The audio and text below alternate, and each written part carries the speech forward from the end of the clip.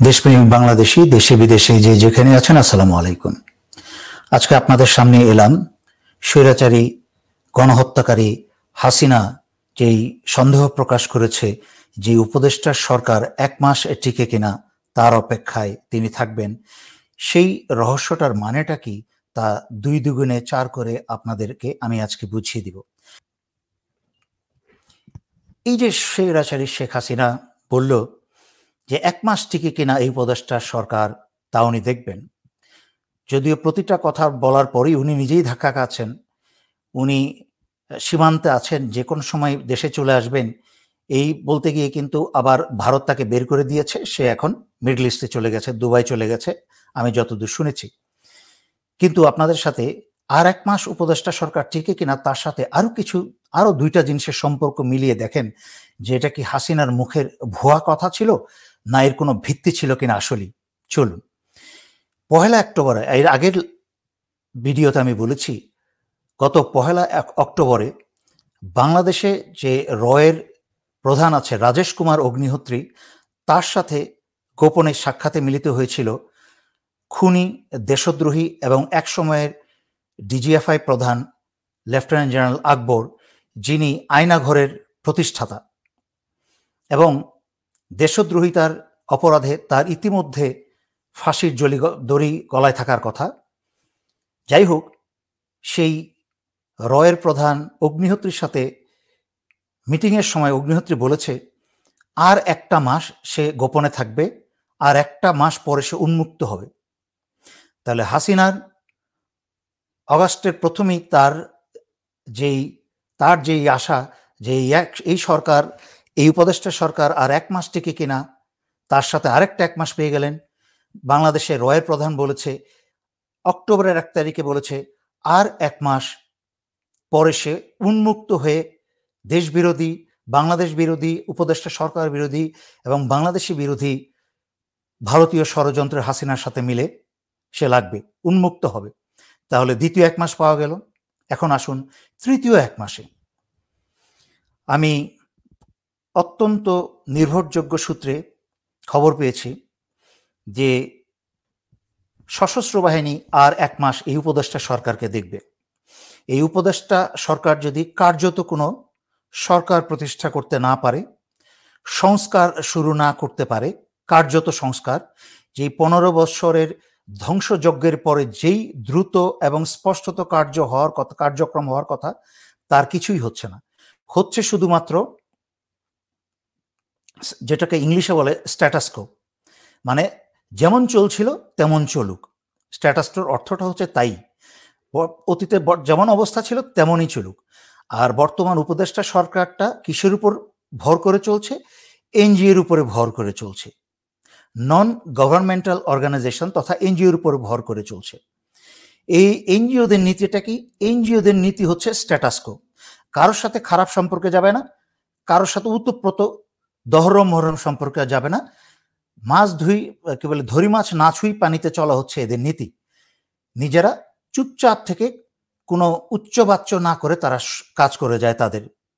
কিন্তু বাংলাদেশে 15 বছরের এই ভয়ঙ্কর রকম খুন, গণহত্যা এবং দেশদ্রোহিতার পরে এই স্ট্যাটাসকো বা এনজিও নীতিতে দেশ চালালে কি চলবে? মোটেও চলবে না।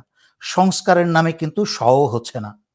এবং এইভাবে যদি একটা নির্বাচন দিয়ে দেওয়া হয়, কোনো সংস্কারবিহীন বাংলাদেশে যদি একটা নির্বাচন হয়, যার জন্য আওয়ামী লীগের সেক্রেটারি জেনারেল মির্জা ফখরুল ইসলাম আলমগীর খুব উদ্গ্রীব হয়ে আছেন যে দ্রুত ক্ষমতা চাই, তারপরে যেন ভারতের হাতে দেশটাকে তুলে দিতে পারে আবার নতুন করে, আওয়ামী লীগের চাদরে বিএনপি এসে বসে যাবে। যেহেতু বিএনপির কোনো কেন্দ্রীয় কোনো নেতৃত্বের কোনো এফেক্টিভনেস বা প্রভাব দেখা যাচ্ছে না এই বিএনপির উপরের মির্জাফর এবং ভারতীয় এবং আওয়ামী লীগ নেতাদের যারা বিএনপিতে আছে। সুতরাং যদি তাদেরকে, এর আগেও অনেক ব্যাখ্যা করেছি, তারা যদি নির্বাচন দেয়, বিএনপি বাংলাদেশের বৃহত্তর দল হিসাবে এবং আওয়ামী লীগের অনুপস্থিতিতে চোখ বন্ধ করে বিএনপি আসবে। তারপরে আগেও ব্যাখ্যা করেছি, কিন্তু ওই মা বাবা সন্তানরা যখনই বাইরে যায়, মা বাবা বলে বাবা সাবধানে চলিস, বাবা সিগারেট খাইস না, একই কথা বারবার শুনতে শুনতে সন্তানরা বিরক্ত হয়ে যায়। ক্ষেপে কেউ কেউ সন্তানরা বলে বসে, আর বারবার তো একই কথা বলেন কেন? আমি কি সিগারেট খাই? আমি কি সাবধানে রাস্তা পার হই না? একইভাবে বারবার স্মরণ করিয়ে দিচ্ছে, যেন জনগণের মাথায় থাকে এবং বিএনপির মাথায়ও থাকে। বিএনপিকে কিন্তু পচানোর জন্য, ধ্বংস করার জন্য 15 বছরের কিছু বাকি নাই বিএনপির। শ্বাসশূন্য যা বাকি আছে সেই ভারতীয় এবং আওয়ামী লীগের দালালরাই রয়ে গেছে বিএনপির কমান্ডে। এরা এসে 2 বছরের মাথায় কিন্তু আবার আওয়ামী লীগ বেআইন যারা বানিয়েছে গত 15 বছরে, তাদের হাতের ক্ষমতা এবং তথা ভারতের হাতে ক্ষমতাটা তুলে দিবে। সুতরাং সশস্ত্র বাহিনী সেজন্যই বলছে, যদি সশস্ত্র বাহিনী কিন্তু আজকের থেকে আরো 2 মাস আগে বলেছে যে 3 মাস পরে যদি দেখি এই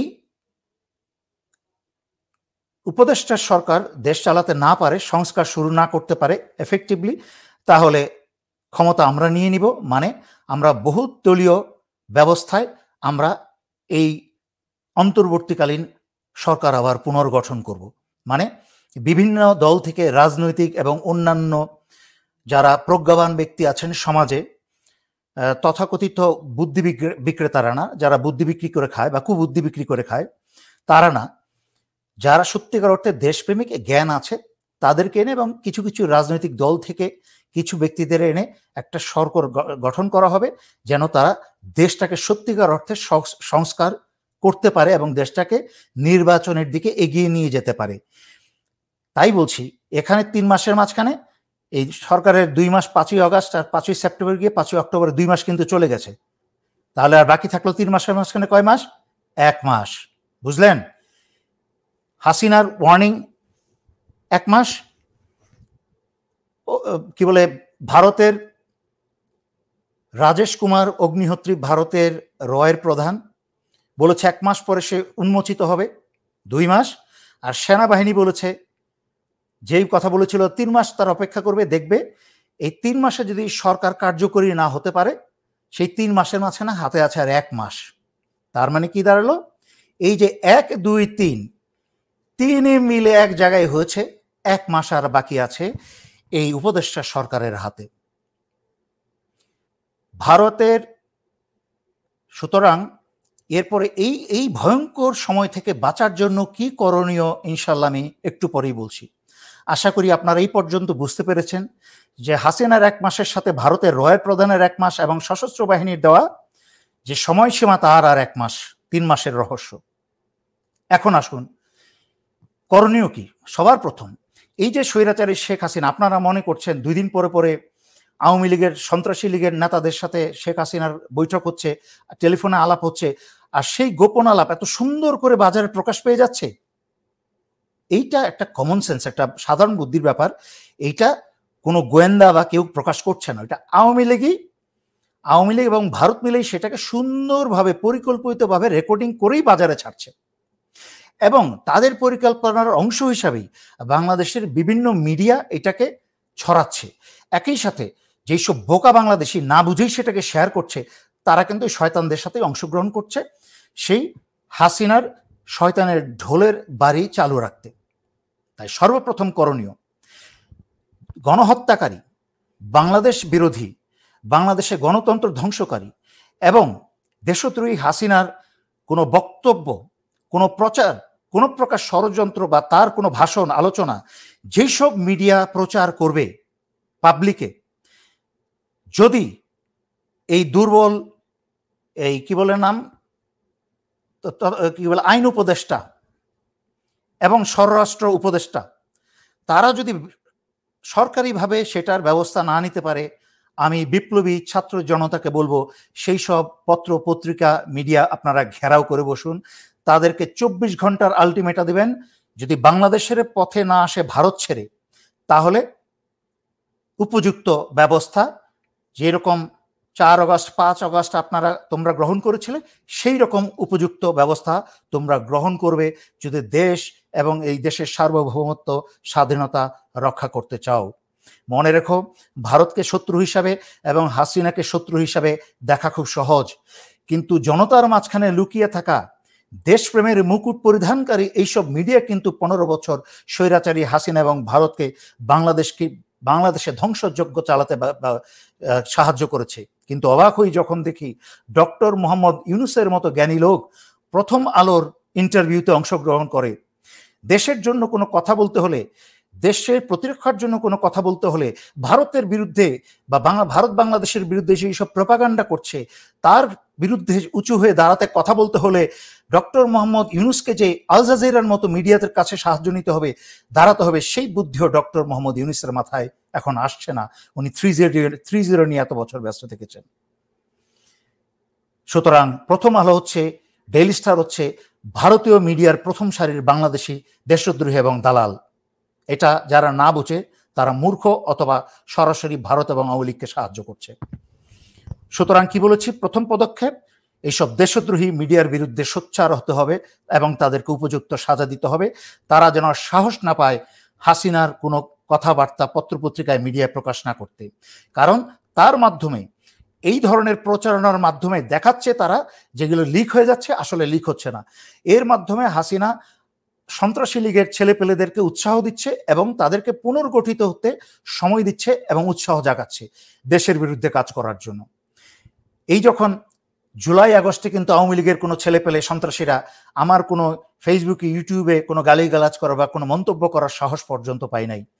তার আরেকটা উদাহরণ, তারা যে পুনর্গঠিত হচ্ছে এবং অনেক হয়ে গেছে, কারণ এখন আমাকে তারা লাইন ধরে গালিগালাজ করে। তারা জানে যে গণহত্যার জন্য স্বৈরাচারী শেখ হাসিনার ফাঁসি তো ইনশাল্লাহ হবেই, ফাঁসির রায় তো ইনশাল্লাহ হবেই, তার সাথে সাথে আয়নাঘর সৃষ্টির জন্য হাসিনার ফাঁসি যথেষ্ট। সেই জন্য তারা উঠে পড়ে লেগেছে।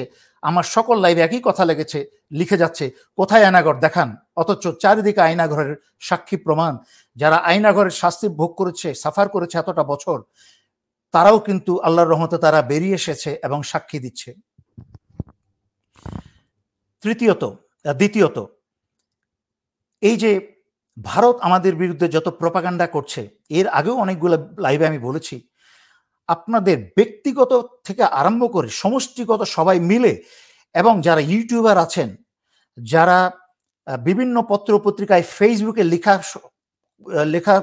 লিখেন, এবং যারা সরকারি উপদেষ্টা মণ্ডলী আছেন, ছাত্র নেতা আছো, তোমরা সবাই ভারত যখনই বাংলাদেশের বিরুদ্ধে কোনো প্রপাগান্ডা করবে, বাংলা ইংরেজিতে সকল মিডিয়াতে সবাই একত্রে তার প্রতিবাদ করতে শুরু করবেন, দেশের ভিতরে এবং আন্তর্জাতিকভাবে। আন্তর্জাতিক মানের জন্য ইংরেজিতে আমি জনাব নুরুল কবিরকে, নিউ এজের এডিটর জনাব নুরুল কবিরকে আমি অনুরোধ করব, এবং বাংলাদেশের অন্যান্য ইংরেজি পত্রিকা অবজারভার সহকারে যারা আছেন তাদেরকেও আমি অনুরোধ করব, আপনারা ইংরেজিতে আপনাদের কলাম ছেপে যাবেন বাংলাদেশ বিরোধী ভারতের সকল প্রপাগান্ডার বিরুদ্ধে, মিথ্যার বিরুদ্ধে। মনে রাখবেন, 7 দিন মিলে একটা মিথ্যা কথা বলতে বলতে কিন্তু মানুষ একসময় মনে করে এটাই সত্যি কথা।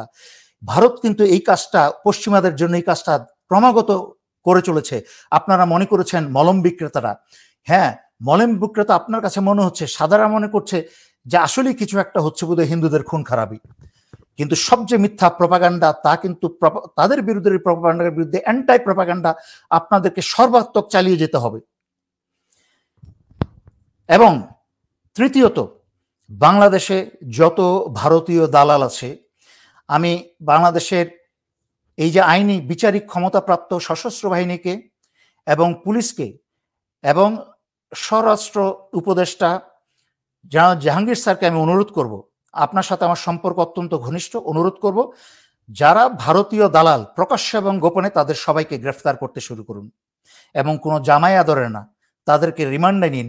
গত 15 বছর কিভাবে বাংলাদেশ বিরোধী, বাংলাদেশের স্বাধীনতার সার্বভৌমত্বের বিরুদ্ধে গিয়ে দেশদ্রোহিতা করে যে ফাঁসির যোগ্য অপরাধ করলো, তার জন্য আপনারা রিমান্ডে নিন। 1-2টা রিমান্ডে নিতে শুরু করেন, ওই যে মুরগি কবির থেকে আরম্ভ করে 2-4টা বদমাইশকে আপনারা রিমান্ডে নিতে শুরু করেন, দেখবেন সমস্ত ভারতীয় দালালরাও কিন্তু বাংলাদেশ ছাড়তে শুরু করেছে, ওই দাদাদের দেশে চলে যাবে এবং যাক চলে সেখানে। চতুর্থ, বেশ কয়েকটা ভিডিওতে হুঁশিয়ারি দিয়েছে আমি, পূজার সামনে বাংলাদেশে ভারত এবং ভারতের পরিচালনায় এবং আওয়ামী প্রযোজনায় এবং অংশগ্রহণে এই পূজা মণ্ডপে এবং মন্দিরে আক্রমণ চালিয়ে ডক্টর মোহাম্মদ ইউনূস সরকারকে বিশ্বের দরবারে জঙ্গি উত্থাপনের আঙ্গুল দেখাবে এবং ডক্টর মোহাম্মদ ইউনূসকে ব্ল্যাকমেইল করার চেষ্টা করবে ভারত, যে আমরা যা বলছি সেই কথা শোনো, নাহলে কিন্তু আমরা তোমাকে তৃতীয় জিরো থেকে কিন্তু তোমরা তৃতীয় মাত্রায় নিয়ে যাব, তোমাকে জঙ্গি বানিয়ে। সুতরাং সারা বাংলাদেশের যত ছাত্রছাত্রী আছো এবং যারা হেফাজতে ইসলাম এবং অন্যান্য যারা আছেন মুসলমানদের যার যার এলাকায় নিজ দায়িত্বে মন্দির দূর থেকে পাহারা দেন, যা আওয়ামী সন্ত্রাসীরা এবং জঙ্গিরা এবং ভারতের কোনো জঙ্গি যেন কোনো কি বলে হিন্দুদের মূর্তি বা মন্দির কোনো কিছুতে কোনো ক্ষতি না করতে পারে। এই যে আপনারা দেখুন, এটা 1 অক্টোবরের খবর যে ইতিমধ্যে কিন্তু যুবলীগের একজন কর্মী ধরা পড়েছে একজন প্রতিমা ভাঙার সময়। প্রতিমা ভাঙার অপরাধে ইতিমধ্যে যুবলীগের একজন যুবলীগের এক কর্মী কিন্তু ধরা পড়েছে প্রতিমা ভাঙার অপরাধে। আমি যা বলেছি তা কিন্তু সত্য হতে শুরু করেছে। তাই আপনারা হুঁশিয়ার, দেশের সার্বভৌমত্ব এবং স্বাধীনতা রক্ষায় সবাই সচেতন হন, সবাই একত্রে দেশ রক্ষায় কাজ করুন। এই বলে আজকের মতো আমি এখানে শেষ করছি। ধন্যবাদ। আসসালামু আলাইকুম।